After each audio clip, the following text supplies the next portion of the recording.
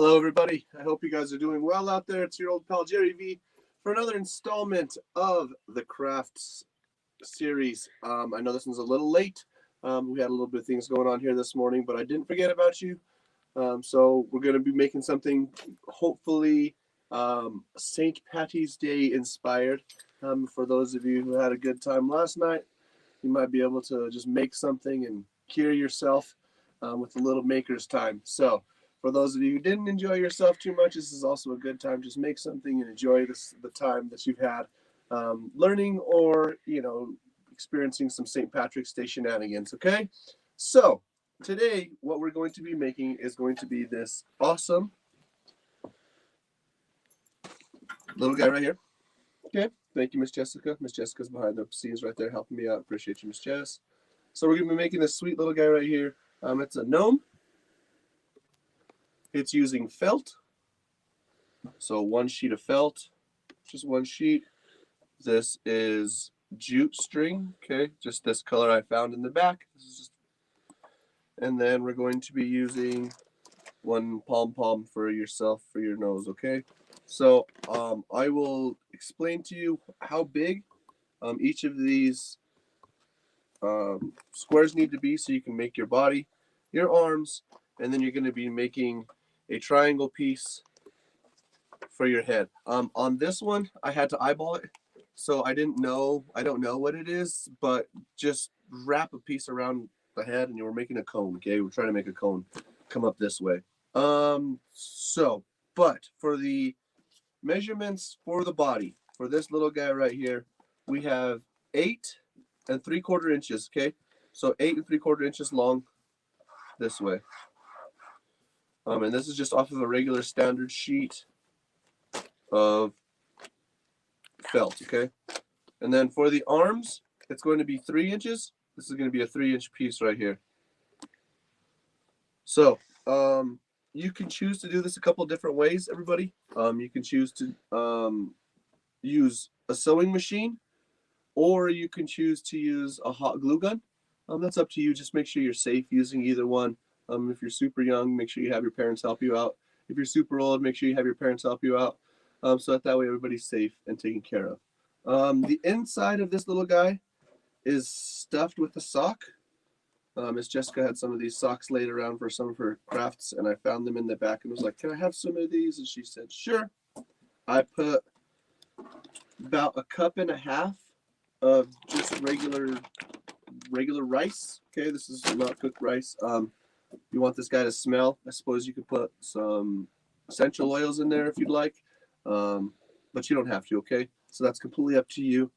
You can also stuff it with other stuff besides rice. So if you want to put rocks or beans, if you want to hide your change from your friends and your kids and your roommate, you can put it in here and hide it under here too. They'll never suspect the little gnome carrying some change. Okay. Further ado, let's move on and let's get cracking with making this little gnome for you guys. Okay. So this is your 8.5 by 3/4. We're gonna fold it over on itself, and we are going to make us a little bag, okay, a little sack. So what we're going to do is we're going to put a put a line of glue on this small edge, and then the same thing on the large. Okay, we're just gonna run it this way and this way, leaving your hole open so we can put our sock on the inside. Okay, make sense? Simple, right? All right. So here comes the hard part. Jerry sewing. Dun dun dun. All right. So like I said, we're going to just take this. This is a regular one of the awesome tools that we have here at the Lucero Library. This is a Brother sewing machine. So if you guys want to and you get the chance to and you'd like to come and try this and you don't have anything else to do, I know myself and Miss Jessica would be happy to teach you guys how to come and use a sewing machine.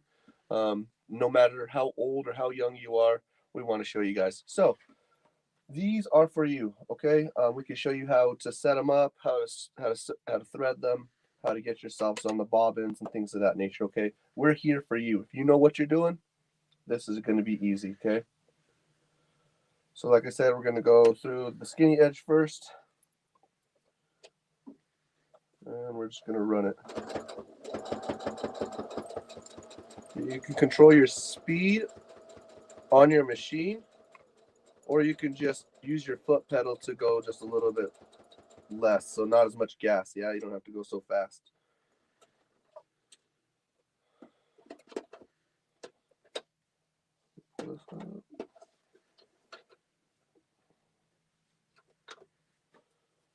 Okay, so that's one edge. Okay, and then we're going to come to the other edge here. We're going to go down the long side here. This is going to be all right. So you can practice going a straight line, right? So the hardest part for me is keeping the gap right here. As you can see, my gap goes like this because I was in a hurry. But if you slow down and take your time, you can keep your gap the same. There's also marks on your foot, which is right here on your sewing machine, right here.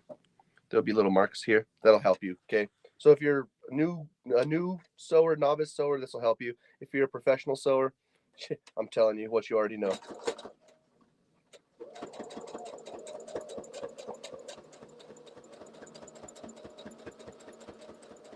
So if you're trying to get into the upholstery business, this is a good practice run for you. So nobody wants to have crooked lines on their upholstery, right? On their nice car or on their furniture inside the house.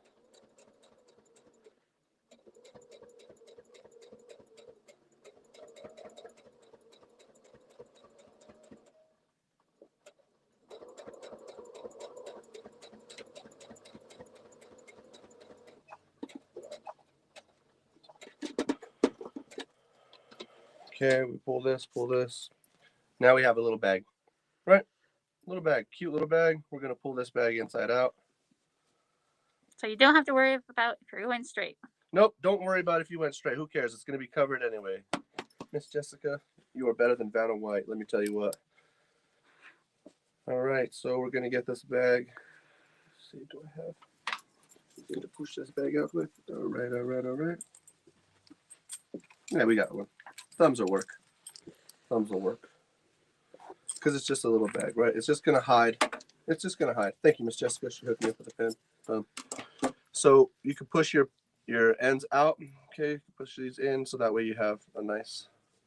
You can use a pencil, pen, whatever you have. Miss Jessica had a pen handy because I was missing one. Thank you, Miss Jessica. Now we put our sock inside of our bag here. All right, and we see how much where we're going to be with our rice. So we're just going to keep pushing this in.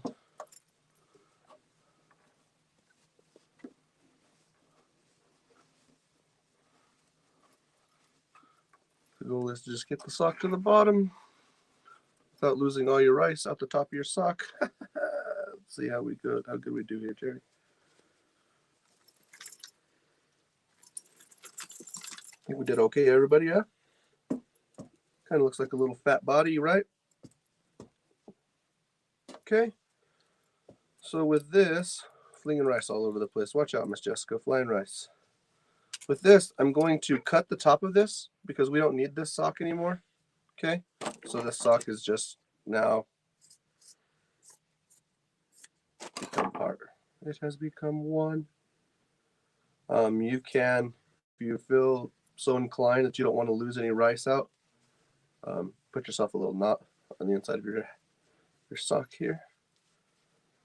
It's probably better if I'd have done it with more space, but okay, get the gist of it. Whatever, we're going to leave that in there because I have one already done. So, before you cut your sock, tie your knot. Now, we got to make arms, right? Arms, same thing. We're going to run this, do the same thing.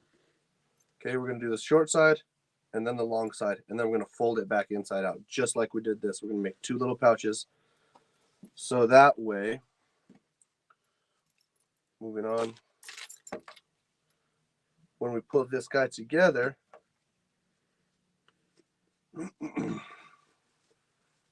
okay, he's just a pouch.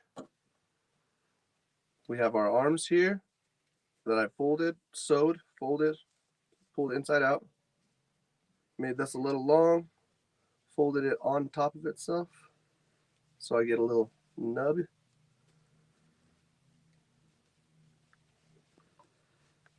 Oh, I forgot I sewed it also. That's going to make it a little bit more difficult to put it back on. So I also closed it here on this side, and I can get rid of those real quick. So it was just big, right? And then I just folded it on itself here.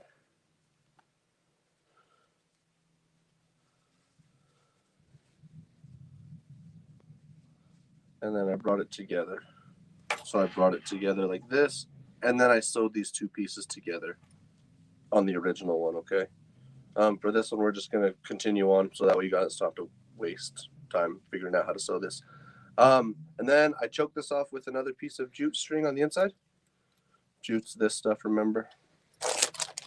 This, okay? Or a rubber band. Or rubber band works too, yeah. So any of these work well for you. Okay, so we're going to put that together, that together. To get yourself your sweet little beard that looks like this,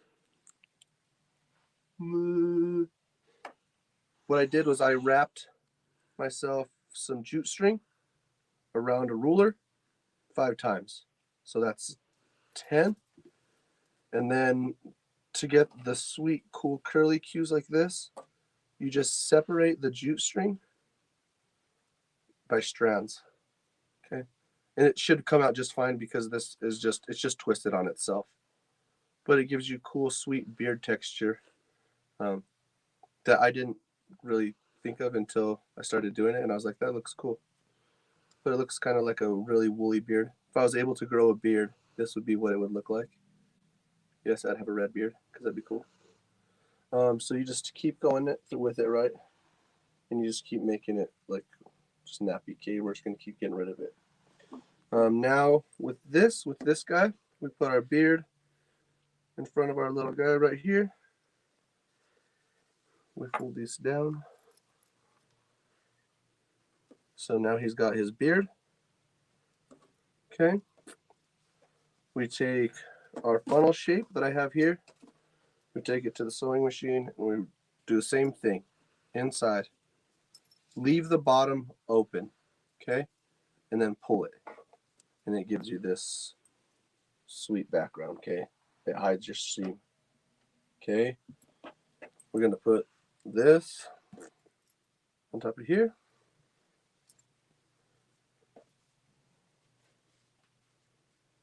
This on top, covers them up.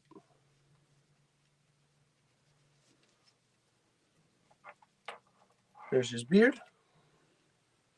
There's his back. There's his hat. I'm missing something. A nose. Right?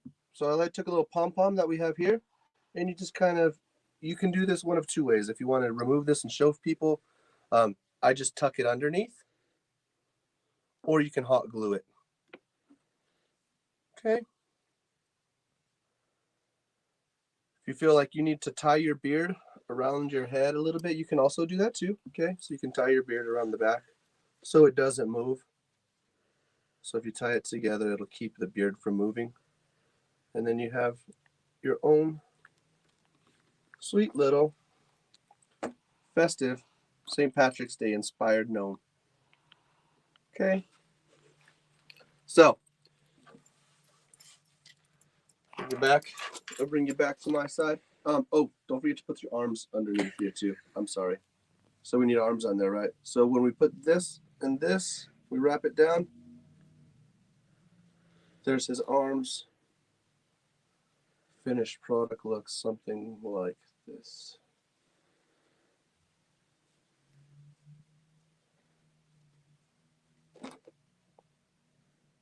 So he's got his little arms right here. His sweet little nose.